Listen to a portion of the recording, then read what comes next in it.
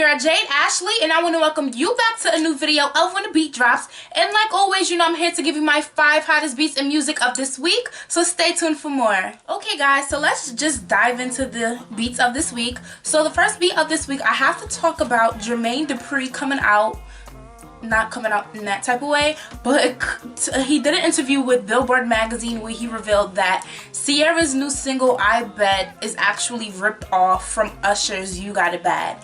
So this literally comes right after, you know, Marvin Gaye's family wins the court case between Robin Thicke and Pharrell for Blurred Lines. And the first thing I thought, and my friend Bria told me about this, Bria from Bria's Closet, hey girl, again, but the first thing I thought was, are you effing kidding me? Literally, like when I told you I went off, or when I tell you I went off, I was like, yo, like, so you mean to tell me everyone's gonna come out of the woodworks now and say, hey, this person ripped off my song and stuff or whatever?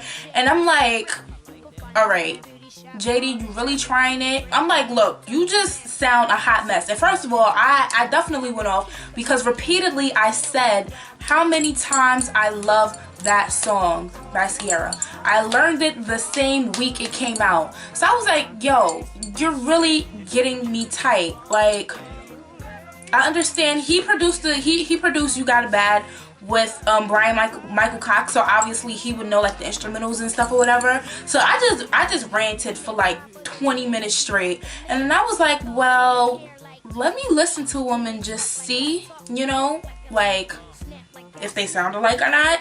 So that's what I did. So before I even continue to go on with this beat, I just need you guys to check this out right quick.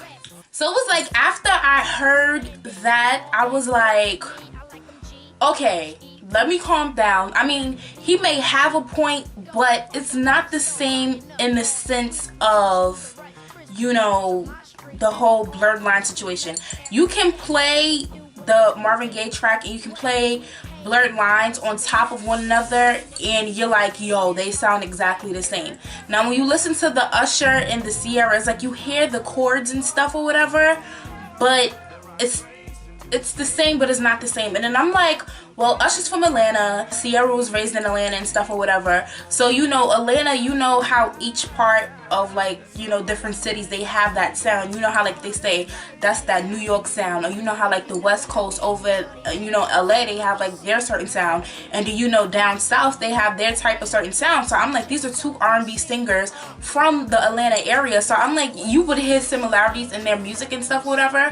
But the way I feel about the situation is, if it's really that serious, I feel like Usher and Sierra should definitely just have a dance battle, and whoever wins, you know, they get the upper hand in the situation.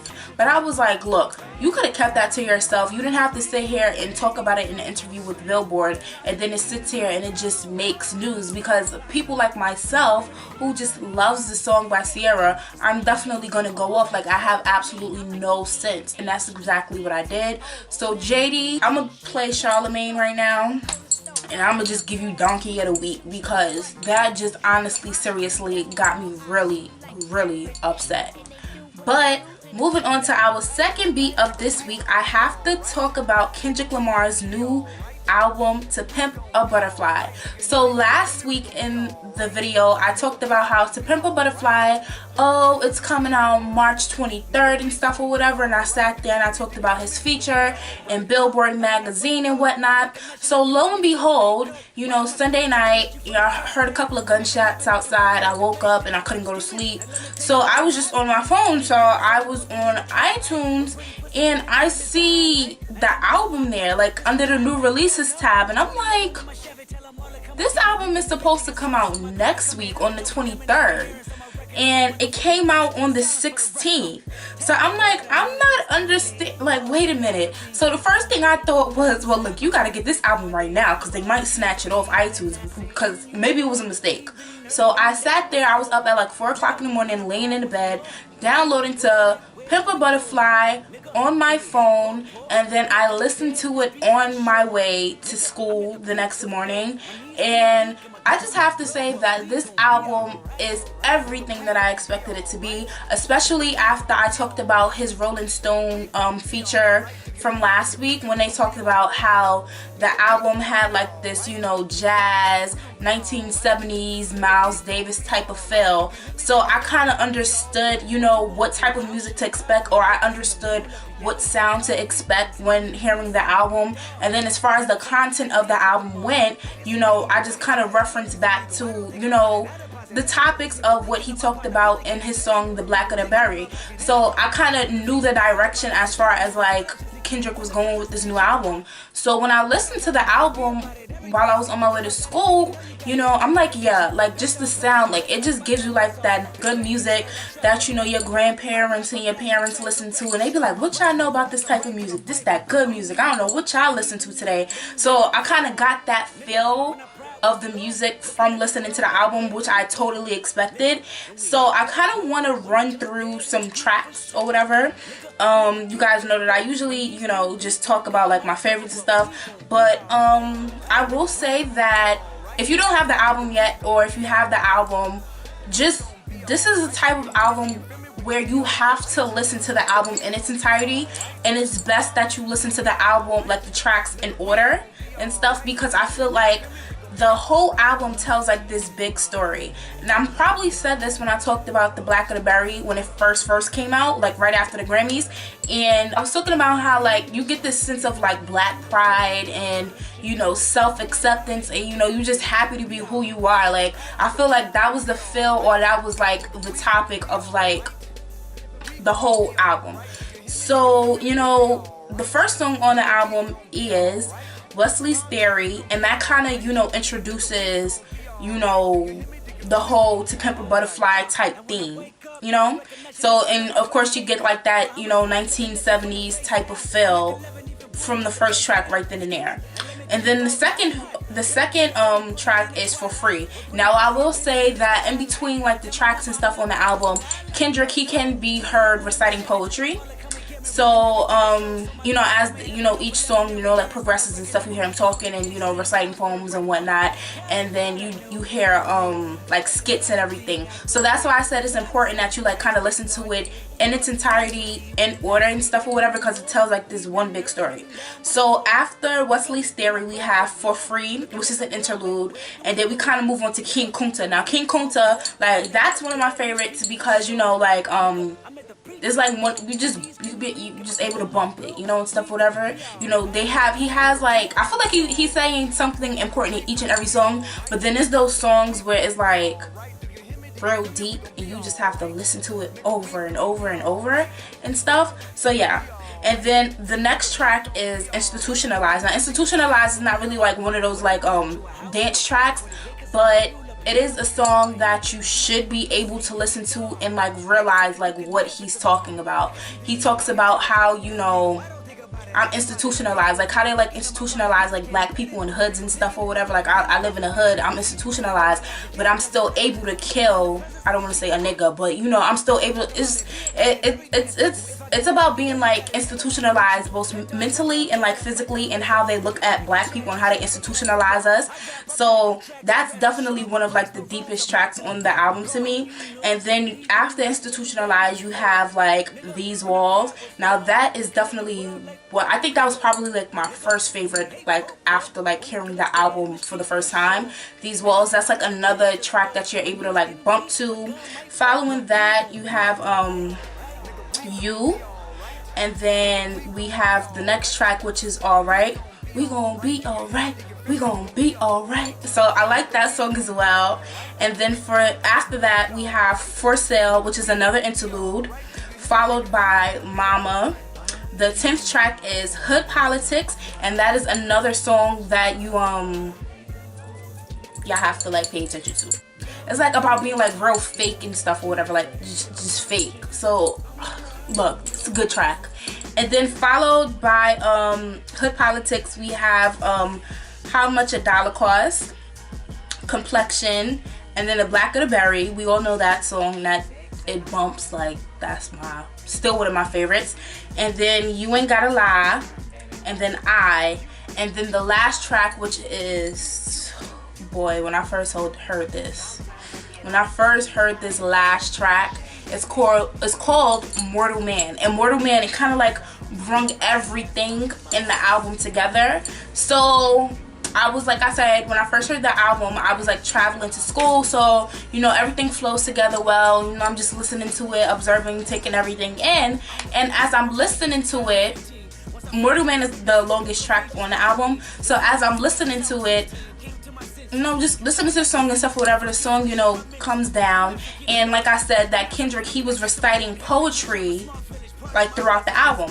So after, you know, the song, you know, goes down, he starts, you know, reciting the poem, and that particular poem was called Mortal Man. But it's like after he recited, he was like talking. So it sounded like he was like he was like asking, so yeah, that one was called Mortal Man. What do you think about that? So then someone responds to him. And who responds to Kendrick? When I tell you this was so genius, like it got me hyped. He was talking to Tupac Shakur. This is why I had to wear this shirt for this video. He was talking to Tupac in Mortal Man. And the first thing I thought and I said when I was listening to it, I went straight to Twitter and I said, yo, I said, is Kendrick Lamar talking to Tupac in Mortal Man? Like, who thinks it is? Like, how many years has it been since Tupac's been gone? Like, he died in like 97.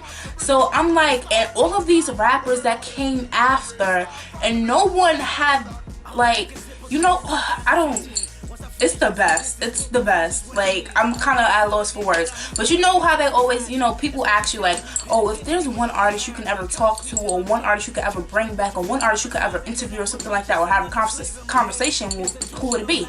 And you know, we'll sit here, we'll name the Tupacs, the Biggies, the Aaliyahs, Michael Jacksons, Whitneys and stuff or whatever. But I felt like Kendrick was genius enough to bring Tupac back for us and listen to him converse back and forth with him. Like, it's just so dope, and I feel like that just set the entire album as a whole. Like, look, if you don't have To Pimp or Butterfly, you need to go get it. But I have to give a big kudos to Kendrick Lamar because it was just great. It was great. It was great. As far as like the whole, I guess, release situation, like I said before, it was supposed to come out on the 23rd, and then it came out like a week early, and which was the 16th. So the 16th was one day after the 20th anniversary of Tupac Shakur's release for Me Against the World. So I don't know. It kind of made sense, especially because, you know, the last track kind of featured, you know, Tupac's voice and stuff or whatever. But then I guess like the head of like TDE, he was kind of upset at Interscope because I guess TDE had this one release date, but then Interscope had this other. I'm not sure. Whatever the drama is with that situation, you probably have to ask them. But I will say that the album is out and the album is hot. So if you don't got it, you definitely have to go get it. Okay? So moving on for our third beat of this week. This is a short beat, but I feel like it was a beat that I definitely had to mention, and that is Kelly Rowland and her beautiful family on the new cover of Essence magazine.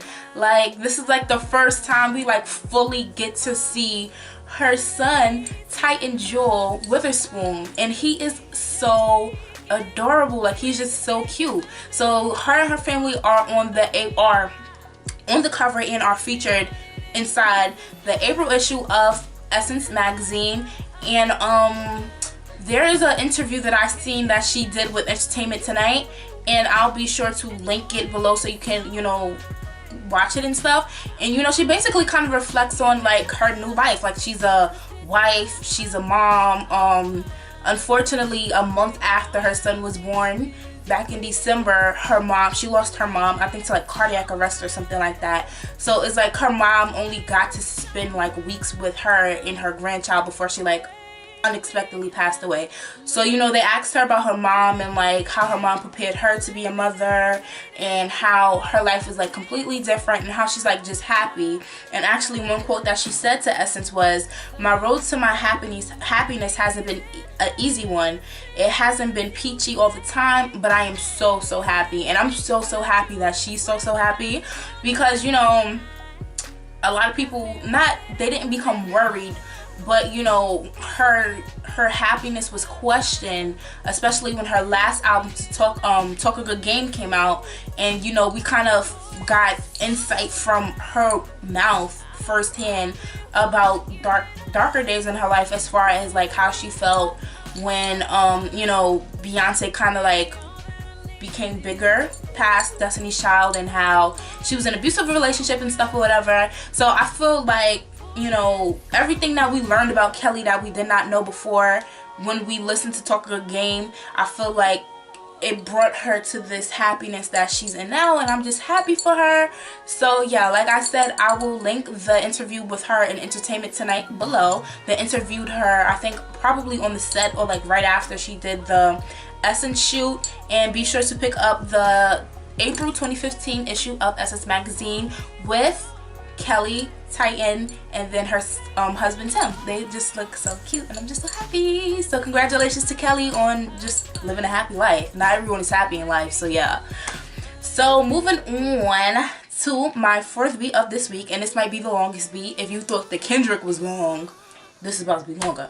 So this is like the third week that I'm talking about Empire, but I feel like it must be done. So I'm going to try to make it as quick as possible, but we have to talk about it, because this past week was the 2-hour season finale of Empire, and they rung in, I think, over 16 million viewers for their 2-hour season finale. So first of all, congratulations to them on that, because when I tell you this season was crazy, and then the season finale was crazier, if that's a word, or more crazy I should say. So oh my gosh, so let me just get started. I don't have my notes, it's not like as far as like in order as it happened in the season finale, but I just jotted down like some key notes as far as like what happened within those last 2 episodes. So the first thing I talked about was Lucius not having ALS. So all this time we were like, oh my gosh, is Lucius gonna die or not, because he has ALS, or when is he gonna die, only for him to only be misdiagnosed and he does not have ALS. And I'm like, wow, so he's not dying now. I'm like, sorry, Lucius still gotta go. We gotta get rid of him some way, somehow. Like, not, I mean, it's fake, so I guess I can say this. I was looking forward to Lucius dying, to be honest, because he was just evil. I feel like he's the child of Satan himself, you know? So yeah, so moving on to that, and him being misdiagnosed, he was given like new drugs and stuff or whatever, and they had like strong side effects. So it was recommended that he took the drugs while going to sleep, that way it didn't affect him like during the day. So he took these drugs and he was talking in his sleep, like I guess the side effects or something like that. He was talking in his sleep. So Cookie came in his room and he was talking, and it was like Bunky's ghost was like on the edge of the bed, and he was kind of like just blurting everything out. Like he just spilled his own tea and he didn't even know it. He sat there and he talked about how, or I think the only key thing that he talked about that we listened to was, or that was important as far as like him, you know, sleep talking, was he admitted to killing Bunky. So that's how Cookie found out that Lucius actually killed her cousin. So I was like, and she sat there and she was just like, look, he is so evil. She tried to kill him, but she didn't kill him. She tried to like smother him with the pillow, but it didn't happen. But yeah, so other than that, out of retaliation for sending Camilla away, Hakeem, he hooks up with Boo Boo Kitty. So Lucius was doing their like launching this IPO so Empire could become public and stuff, whatever. And aside from that, he's promoting like this big concert at the same time. So he had signed Snoop Dogg, and Snoop had like this little little concert in like the offices and stuff or whatever, and he wanted Hakeem to like go on stage and rap.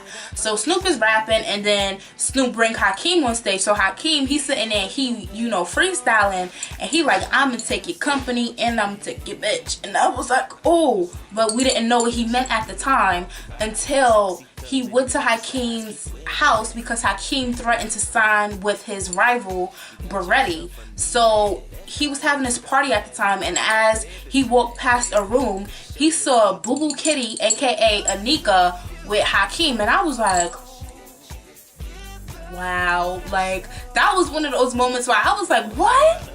Are you kidding me? So this is what he meant when he sat there and, you know, he dissed his father, and his father punched him in the face after the fact. But moving on from that, another key moment was Andre got saved. He was delivered. He was changed. He was a changed man.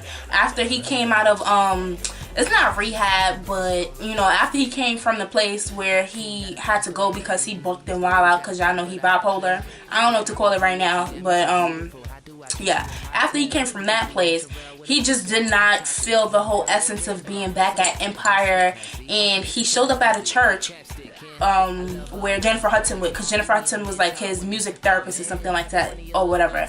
So he showed up at her church, and he's like, this suit, I can't do it. Like, I don't want to do it. That's not the life that I want right now.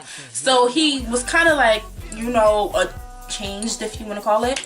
And he was like, I'm giving my life to God. You know, he wants to spend his time in church and stuff or whatever, and be around like Jennifer. And I don't know what her name in the show was. Maybe I don't know. We know her as Jennifer Hudson.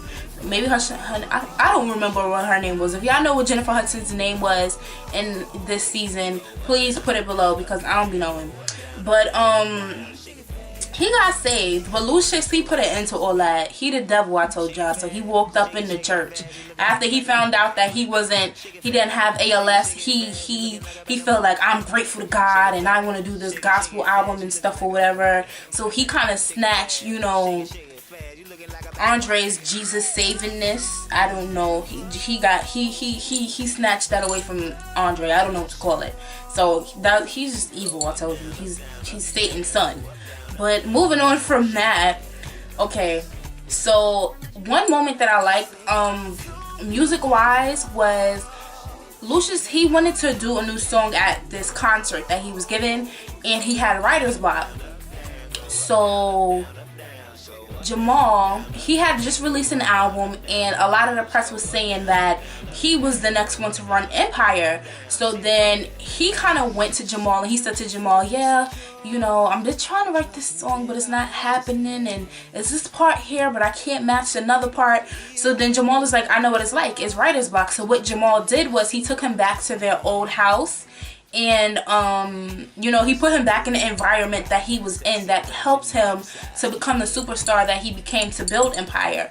So they kind of had like this jam session, you know, Jamal and Lucius, and I think this is the first time, you know, it was like some kind of tension, because, you know, Lucius continues to throw out, cause you're gay, cause you're gay, cause you're gay.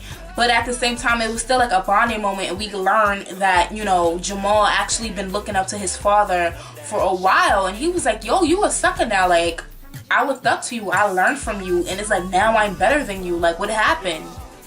Yes. I gotta edit that out. Oh my god. Anyway, he kind of like had to, he really messed me up just now. Jesus Christ. But anyways, so we're gonna need Terrence Howard to never sing ever again. He needs to have somebody do voiceover and lip sync for him, because it ain't happening. He could go back to rapping like he did in Hustle and Flow, but he has no business singing. But other than that, another thing that we found out at the beginning of the second part of the 2-hour finale was, and I said this the last the couple of times that I talked about Empire, and I said it was 2 people I figured that would get Empire, but if it was anybody who was very much deserving of getting Empire, was Jamal, and Jamal was the one that actually got Empire. So I was like so hyped. I was like, oh my gosh, yes, Jamal got Empire. I said it, I called it. Like, we all knew he was gonna get Empire anyway though. So he got Empire, and one thing that happened was right before the concert they did like this press conference and stuff or whatever, and it was an artist on the name of the label named Black Rambo, and he was like, I'm not going to be on Empire because it's now being ran by some gay man. So what Jamal did was he showed up to like this rap battle and stuff or whatever that Black Rambo was doing, and Black Rambo's another terrible rapper. I'm just solely convinced Empire got some whack rappers, but Black Rambo, he like was terrible, but he sat there and he did his little rap. So Jamal showed up and we thinking, oh snap, Jamal could rap too. We didn't know that. He rap, he sung. He sung his throat off though. He sung, but I was like, Jamal, the first person ever to sing in a rap battle. Like, who does that? I was like, oh, like, wow. I've never heard anything like that. But I mean, he sounded really good. So yeah. But other than that, another key moment was the Cookie and Anika fight. Oh my god, like this is what we were waiting for all season. We were waiting for Cookie and Anika to fight, and boy was that like the best TV fight ever. It started because Cookie threw a drink in Anika's face and like I guess like snatched her down or something like that, and then they pulled them apart, and then they just started fighting when they just went tit for tat or whatever. And I must admit, I thought that, you know, it was gonna be written to the script that Cookie was just gonna beat her ass, but it was more than that. You know, Anika got a couple of good hits. I'm gonna give it to her. I'll be fair and I'll say Anika got a couple of good hits in there, but Cookie got her. She got her real good. So that was another part that everybody was just looking forward to. We was like, we could not wait to see the Cookie and Anika fight. It was amazing. And then other than that, to bring it back around to make everything like music oriented, some musical guests that was included inside of the finale was, like I mentioned before, Snoop Dogg. I mentioned Jennifer Hudson before. Also Juicy J, he was a part of it. We saw Rita Ora, and the best of them all, Patti LaBelle. She closed out the show. It was really good. So we're gonna start experiencing, you know, withdrawals from like Empire. But what I will say is that during the commercial break, something happened, and that was we saw a commercial for the new season of Power, and I was like, 50 trying them. 50 is trying them, because 50 has been seen in a couple of interviews the past couple of weeks, and he's like, I love Empire. It's like a black Glee. And I was like, wow. And I really don't understand why 50 Cent does not like Empire or throw shade at the cast of Empire, because Empire and Power are two completely different shows. Empire deals with this messed up family within the music industry and them trying to be powerful and stuff or whatever as far as like the music industry goes.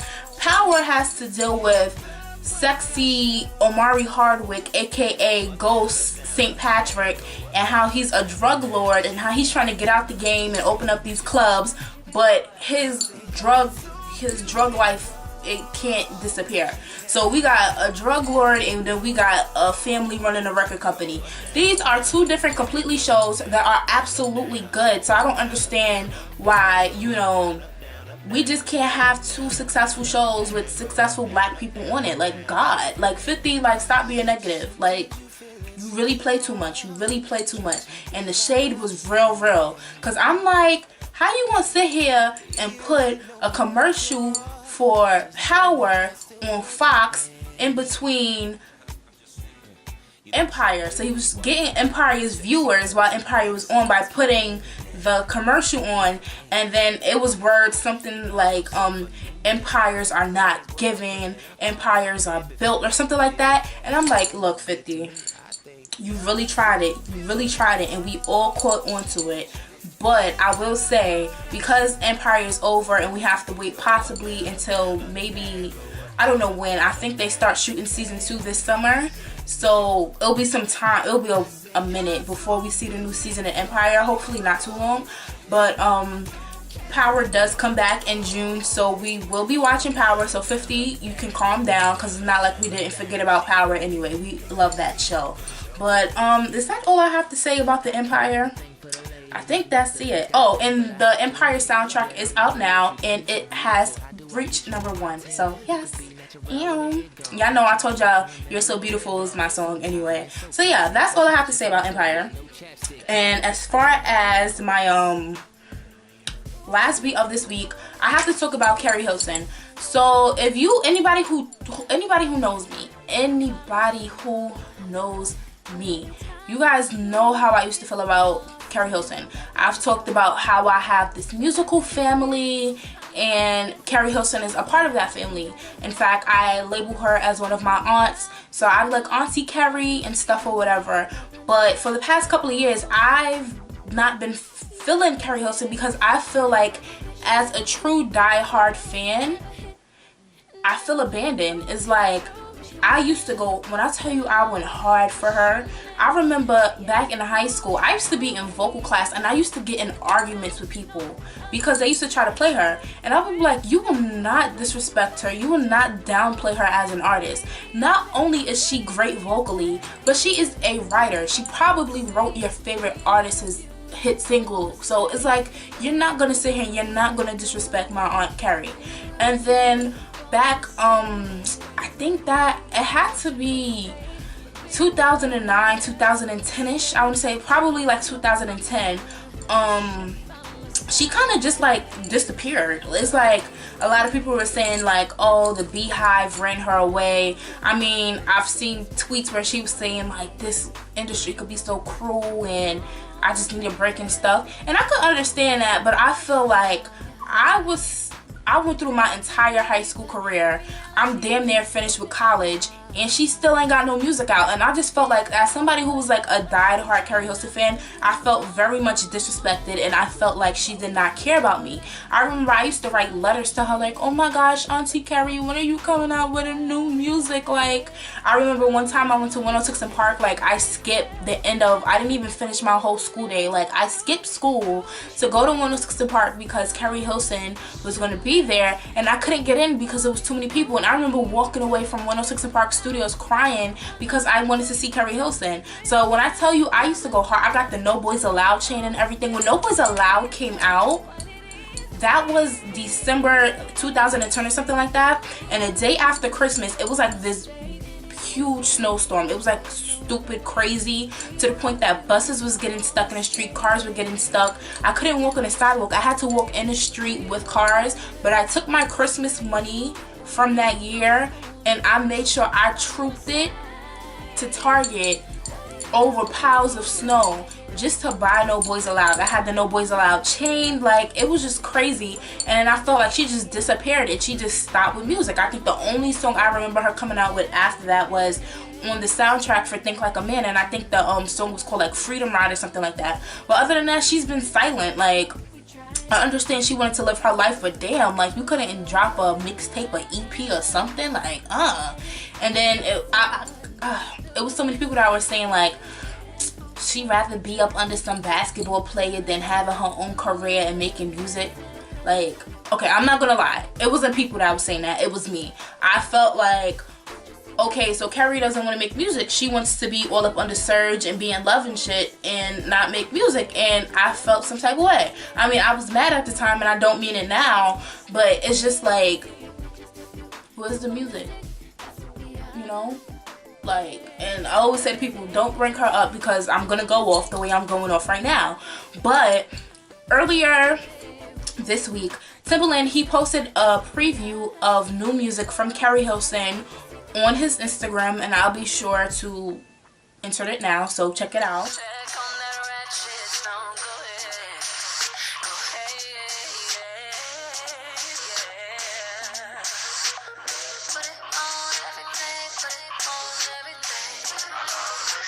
So yeah, so I'm low-key excited. I'm not gonna sit here and I'm not gonna jump up and say, oh my gosh, I can't wait. I'm low-key excited. So I'm just hoping and praying that this is true, and hopefully I'm not even going to rush and say sometime next month. I'll say hopefully before the year of 2015 is over, we have new Keri Hilson music and we know that an album is coming out, because I'm sitting here looking at a picture. It's actually behind the camera right now, but what I'll do is I'll take my iPhone and I'll sit here and I'll fake record. So this is the picture of Keri Hilson that I'm looking at right now. There's another picture up there. There's a picture right there. When I tell you guys that I absolutely love Keri Hilson, and I just felt abandoned. So I'm low-key hyped that she has new music. There's music recorded, and I'm hoping that it's put out before this year is over. So Keri Hilson, if you're watching this, I've been mad at you for the past couple of years, but just know that you will always have a fan in me. Just know that I appreciate you. I know the Beehive did what they did and stuff or whatever. I ain't got nothing to do with that, but I just need you to know you still have supporters out there. I still recognize you as the amazing vocalist and amazing artist that you are. So I just need you to know there's people like myself that's been waiting for you to come out. So please come back out. That is all I have to say. Shout outs to Timbaland. I don't know what track he played or whatever the case may be, but it got me low-key hyped. It might not sound like it or look like it, but I'm hyped deep down inside, you know, because I've been wanting Keri Hilson music for a very long time. So that is all I have to say about that situation, and those are my 5 hot beats of this week. Hey guys, thank you for tuning into this week's video, and like always, I have to remind you guys to comment on my videos. I see that you guys are viewing it, so I'll definitely want to get some feedback and hear what you guys have to say. So make sure that you comment below, like my videos, that way other people can see what videos you like here on When the Beat Drops, and also subscribe to my channel, that way you guys know when I'm uploading a new video, and also share, that way you can let someone else know about When the Beat Drops. And I have one quick note to leave you guys with this week. Today, Chris Brown, he went to court and he is finally off of probation after the whole 2009 fiasco with Rihanna, and I just need y'all to know he is about to be wilding out here, so watch out for Chris Brown. He is off probation. And I have to let you guys know my song of the week, and I think I'm going to give my song of the week to Keri Hilson. I kind of went off in this last beat, so I think I want to share with you guys my favorite Keri Hilson song, which is Make Love, off of her first album, In a Perfect World. So I hope you guys enjoyed, and I'll see you next week. Bye.